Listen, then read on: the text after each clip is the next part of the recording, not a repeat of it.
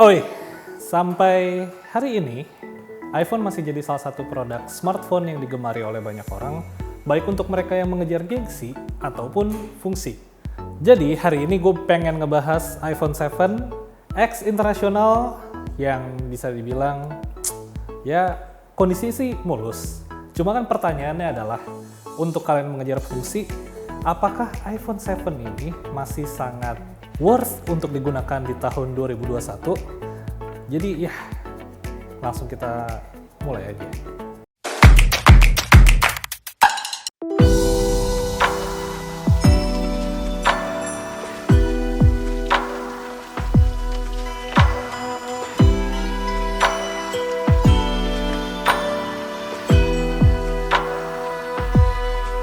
Ini iPhone 7 pertama kali datang ke tempat gue. Pertama kali ngeliat boxnya gue langsung tahu ini adalah box yang palsu. Kenapa? Karena dari print-printannya ya ngeblur lah kalau kalian lihat. Cuman ya apalah artinya sebuah box, karena yang kita incar adalah fungsi dari semua smartphone ya. Jadi ya langsung kita buka aja. Dan di dalamnya kita langsung dapat tempat buat kitab-kitabnya iPhone yang sama. Ini juga palsu. Ya nggak apa-apa lah. Dan SIM ejectornya juga kita dapat yang kualitasnya ya, kayaknya sih 2000-an ya. Ini soalnya pakai 3 jari kalian tekuk ini juga pasti bengkok gitu. Beda sama SIM ejector dari iPhone yang emang unit original ya. Di sini ada unitnya. Kalau misalnya kalian lihat unitnya agak bercak-bercak gitu ya. Ya karena emang ini gue pakai untuk daily driver gue. Dan sebelum kesini, di dalamnya kita dapat earpods yang udah kabel lightning juga. Cuma ya kalian tau lah, ini sellernya sih bilang ini OM gitu kan. Tapi kalau saya ngelihat dari kualitasnya dan pas pertama kali gue coba, gue nggak bisa bilang ini bagus sih. Karena ketika kalian colokin ke iPhone-nya, kalian harus nyalain Bluetooth. Jadi si iPhone ini ngedetect earpods-nya sebagai TWS. Yang seharusnya tidak seperti itu. Oke, terus di dalamnya kita dapat lagi kabel USB Type E ke Lightning. Yang ya lagi-lagi ini tidak ori alias OEM, tapi ya sudahlah. Dan yang terakhir aksesorisnya adalah wall charger yang kakinya masih 3. Unit di sini yang gue dapet gitu kan, ini second international, mulus parah housingnya, tombol-tombol semuanya enak, apa ya bilangnya ya, kalau di laptop tuh kayak tactile gitu loh. Pokoknya solid untuk secara tombol, baik yang tombol powernya, terus untuk tombol volume button yang up and down-nya, termasuk yang untuk tombol silent ini biasanya nih ya, kalau yang second udah bapuk, ini tuh kurang mantep. Setiap tombol yang ada di sini nih, kiri kanan, semua itu nggak mantap, apalagi tombol yang silentnya ini. Ini masih solid. Selama gue pakai dalam 5 minggu gitu, gue nggak menemukan masalah sama sekali. Apalagi ini kan daily driver gue yang berhubungan sama ya kehidupan gue sehari-hari, termasuk kerjaan juga gitu. Misalnya kalau misalnya kalian lihat email gue ada 1962. Enggak, maksudnya email kerjaan gue tetap gue buka gitu, tetap gue buka. Tapi kan ini ada 2 account di sini. Ada email yang ya ada email kerjaan gue, ada email yang pribadi gue gitu loh. Yang misalnya connect dengan beberapa aplikasi. Jadi ya 1962. Ini gue pakai selama 5 minggu dengan intensitas pemakaian yang bisa dibilang berat banget gitu. Karena beberapa pekerjaan gue juga melibatkan kayak untuk syuting. Nah, berhubung di tempat gue itu nggak ada kamera DSLR seperti ini, gitu kan, untuk ngerekam. Akhirnya gue ngerekam pakai iPhone dan ya dengan lighting seadanya ya. Hasilnya masih sangat baik gitu. Oke, jadi ini adalah hasil perekaman dari kamera belakangnya iPhone 7. Ini gue settingnya pakai 1080x720, resolusinya di 60 fps.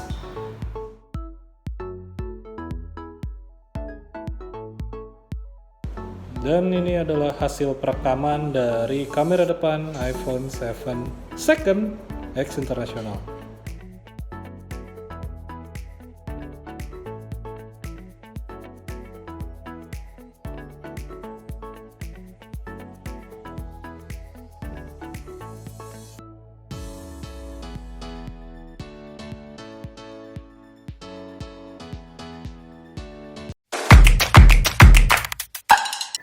Kemudian juga setelah gue ngerekam, biasanya itu gue edit lagi. Gue rough cut di HP gue pakai iMovie. Untuk ngerender tuh dia aman banget, nggak ada masalah gitu kan. Bisa dibilang ngerendernya juga masih sangat cepat. Ataupun misalnya gue ngedit kayak video-video iseng, misalnya gue ngerekam gue lagi jalan ke Alfamart, terus ada view yang menurut gue kayaknya lucu nih buat gue rekam, atau gue lagi di kosan, atau misalnya kayak sekarang gue lagi di kantor, gue ngambil shoot video 5 detik, 10 detik, habis itu gue edit, gue masukin background lagu, itu semuanya berjalan dengan sangat smooth, tanpa masalah sama sekali. Ya, gue juga bermain game di handphone ini. Kalian bisa ngeliat di sini ada folder yang namanya obat gila. Nah, selama 5 minggu, dari awal pertama gue pakai nih handphone, itu langsung gue jejelin PUBG Mobile, langsung gue mainin malamnya juga. Itu gue main bisa sampai 3-4 jam lebih lah gitu. Dan masalahnya paling ya karena ini device lama juga gitu kan. Teknologi tahun 2017, seingat gue, iPhone 7 ini rilis. Dia masih bisa menjalankan gamenya dengan lancar, tapi demam. Jadi otomatis kalian harus standby kipas kalau kalian ingin memainkan PUBG Mobile dengan unit iPhone 7 ini. Ya dibilang boros, iya cukup boros gitu, tapi dengan performa yang masih sangat ideal gitu menurut gue, jadi tidak ada masalah gitu. Oke, gue juga pengen ngasih tahu saran sebelum kalian membeli iPhone second atau mungkin smartphone second lainnya, khususnya gitu untuk yang unit internasional atau unit dari luar negeri. Hal pertama yang harus kalian tahu adalah perbanyak referensi sebelum membeli unit iPhone atau unit smartphone second X internasional. Oke, jadi pemahaman yang harus kalian tahu kayak misalnya kalian ngecek ke sistem, ada model number, coba cek abjad paling pertamanya itu apa. Kalau misalnya dia M, itu berarti dia adalah unit retail atau unit resmi yang dijual di luar sana. Kalau misalnya unit abjadnya F, itu adalah unit refurbished, resmi dari Apple gitu. Atau misalnya P, itu personalized. Atau misalnya abjad huruf depannya itu adalah N, itu adalah unit replacement. Jadi bisa dibilang, misalnya ini ya, iPhone gue tuh abjad depannya N. iPhone gue ini sebenarnya unit resmi dari Apple yang di luar negeri, tapi sempat rusak dan diganti oleh pihak Apple dengan unit baru.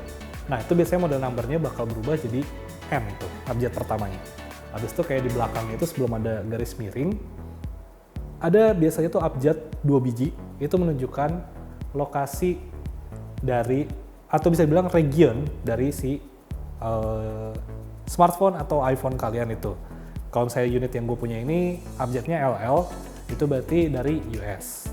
Nah, setelah kalian tahu pemahaman yang seperti itu, kalian juga harus cari tahu toko mana aja nih yang kira-kira terpercaya gitu kan. Dan jangan pernah mudah tertipu dengan harga yang sangat murah. Mungkin ada gitu yang ngejual kayak iPhone 7 ini harganya 2 jutaan, tapi balik lagi, jangan pernah percaya dengan harga itu. Mending kalian percaya sama misalnya dari testimoni orang-orang. Jadi ketika kalian sudah punya tujuan nih, gue pengen beli toko ini, jangan lupa juga kalian cek garansi yang diberikan oleh si toko gitu. Memang sih nggak terlalu krusial banget sih menurut gue gitu, tapi tetap aja ya, namanya iPhone second, dan setiap pembeli akan lebih merasa sedikit lega lah dengan yang namanya garansi. Hal berikutnya yang harus kalian tahu adalah selalu cek email gitu kan. Ketika kalian dapat unitnya, kalian harus cek email, cocokin sama yang ada di box, walaupun ini boxnya palsu, tapi seenggaknya cocokin dulu deh gitu kan. Setelah itu, jangan langsung puas, kalian cek juga gitu kan, di Google udah banyak kok, kalian googling aja, cek email iPhone, atau misalnya kalian install langsung aplikasi dari Apple supportnya ini. Di sini udah langsung kelihatan ada serial numbernya dan bla bla bla bla bla, tinggal kalian cocokin di yang setting. Seenggaknya itu bikin kalian cukup lega lah. Ya gue sendiri sih ngerasa cukup lega, oke, email gue berarti memang email yang resmi, bukan yang ngadi-ngadi gitu kan. Dan setelah itu, hal lain yang harus kalian perhatikan adalah kondisi fisik.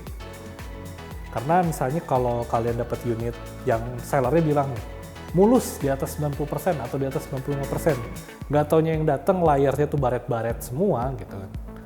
Itu ya kalian harus berhak untuk protes sih, alias ya refund gitu, atau misalnya kalian minta unit yang lain. Nah, setelah itu hal berikutnya yang penting untuk kalian catat dan selalu kalian tanamkan di otak, anjay udah kayak guru, adalah selalu turunkan ekspektasi kalian ketika kalian ingin membeli iPhone second X internasional. Kesimpulannya, apakah iPhone 7 ini masih sangat worth untuk digunakan di tahun 2021? Gue bisa bilang iya, kalau kalian adalah user pertama yang ingin mencoba merasakan sensasi iOS atau ingin masuk ke ekosistemnya dari Apple gitu. Kemudian yang kedua, iPhone 7 ini worth untuk kalian kalau budget kalian juga mepet gitu kan. Tidak banyak gitu. Ya jadi iPhone 7 ini masih sangat worth untuk dimiliki. Dan yang ketiga, kalian adalah user yang ingin mengejar fungsi gitu kan. Karena dengan chip A10 Fusion ini, menurut gue ini masih sangat-sangat powerful lah untuk di tahun ini. Meskipun iPhone 7 adalah unit terakhir dari produk iPhone yang disupport iOS 15. Jadi ya itu aja kali pembahasan gue soal iPhone 7 ini. Ya semoga bermanfaat. Kalau misalnya tidak bermanfaat ya nggak apa-apa juga gitu. Tapi jangan lupa dikasih tahu ke teman-teman kalian ya. Siapa tahu gitu ada teman-teman kalian yang emang butuh gitu kan referensi terkait iPhone atau smartphone yang second dan kondisinya dari luar negeri. Oke, sampai berjumpa di video berikutnya.